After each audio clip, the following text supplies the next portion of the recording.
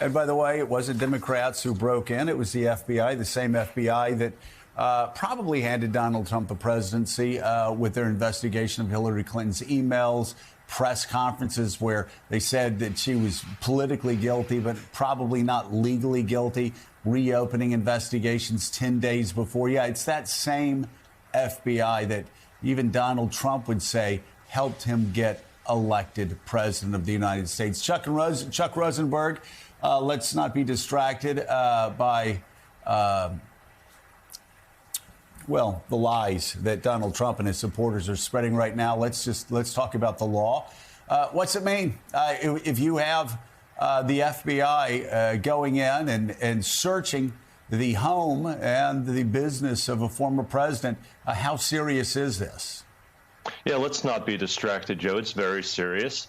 First of all, let me point out, two branches of government are involved in this decision, right? I mean, you wouldn't let a pitcher call balls and strikes. It wouldn't make sense. So the Justice Department here, its prosecutors and its FBI agents go to the judicial branch of government, to what the Supreme Court has called a neutral and detached magistrate, and ask her to review the search warrant and to sign it. Once she does, you are lawfully permitted into someone's home, into their business, into their hotel room, wherever the search warrant might permit you to enter. So it's all legal. It's all lawful. It's not a raid. They didn't, they're not there improperly or unlawfully. Is it a big deal? Of course it's a big deal. We don't know that it's going to result in charges. We don't know that anyone's going to be convicted as a result. But this is literally unprecedented. It hasn't happened. We have never searched the home of a former president. And we only did it because we had probable cause to believe that a crime had been committed. This is the Fourth Amendment standard, and probable cause to believe that you're going to find stuff related to that crime, evidence, in the place you've asked to search. Very big deal, unprecedented, but done lawfully and properly through a neutral and detached judge in another branch of government. This is not the FBI on its own deciding where to go and what to do. Yeah, and Chuck, I understand that the level, the degree of seriousness higher, the standard is higher for federal courts when they issue these sort of search warrants in a lot of state courts. Is that true? Well, the Fourth Amendment applies to state and federal courts, Joe, right? The Fourth Amendment is the Fourth Amendment is the Fourth Amendment. It's based on probable cause. But I can tell you this.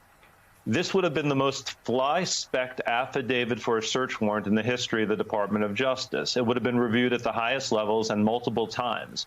There are not going to be mistakes in it. They're going to be extraordinarily careful. And then, in addition to that, you have to convince a federal judge that you have probable cause. So in this case, it was a federal judge in federal court authorizing a federal search warrant. But whether you're in state or federal court, it's the same Fourth Amendment and the same probable cause standard. Yeah, you know, Michael Beschloss, we've spent the past 5-6 years talking about all of the historic moments that have happened, most of them negative, talking about how constitutional norms have been breached, how laws have likely been breached, how a president who loses election for the first time calls the Secretary of State and gives the Secretary of State the number of votes that he needs stolen for him so we can win the state of Georgia. We can go on and on and on. Yesterday, though, another first. And of course, we've got a tip of the hand maybe from Merrick Garland, who a few weeks ago got quite frustrated with a reporter saying no man is above the law. Doesn't matter whether he's a former president or not. I don't know how many times I have to tell you that. I'm curious, your thoughts as a historian seeing this take place, especially on the anniversary of Richard Nixon's resignation.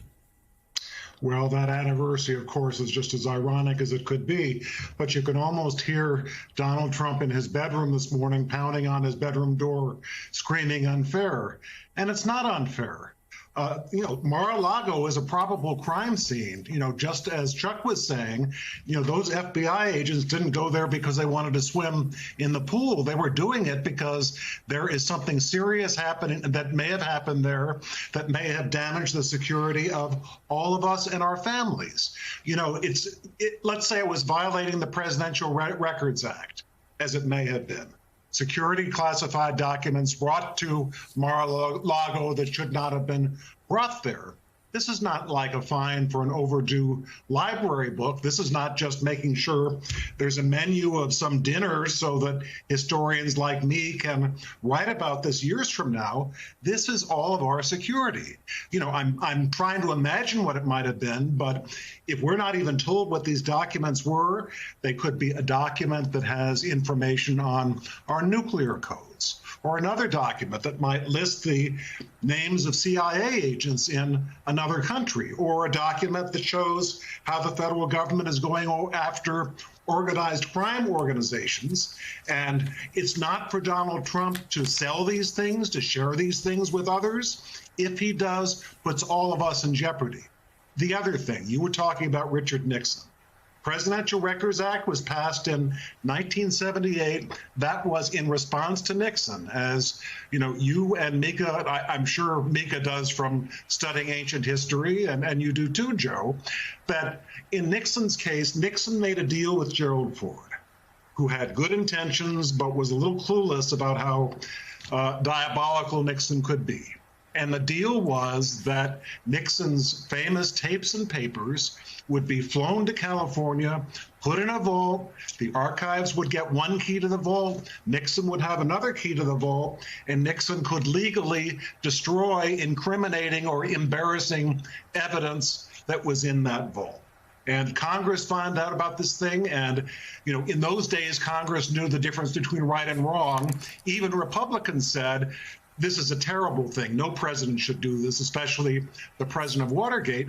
They passed this presidential records law to say that no future president can just decide, you know, I'll take some documents out if I feel like it. Yeah, I mean, and speaking of Congress and leaders in Congress, back when actually the truth mattered, the law mattered, John Heilemann, you had Kevin McCarthy saying that they were going to conduct their investigations. They better preserve their documents. This coming from a guy who has sat by silently as the Secret Service destroyed their documents on January 5th and January 6th. The DOD and the Trump administration destroyed their documents. You talk about Orwellian. I would say Orwellian for Kevin McCarthy, but he thinks Orwell is a shortstop for the Los Angeles Angels, so we'll move on from that.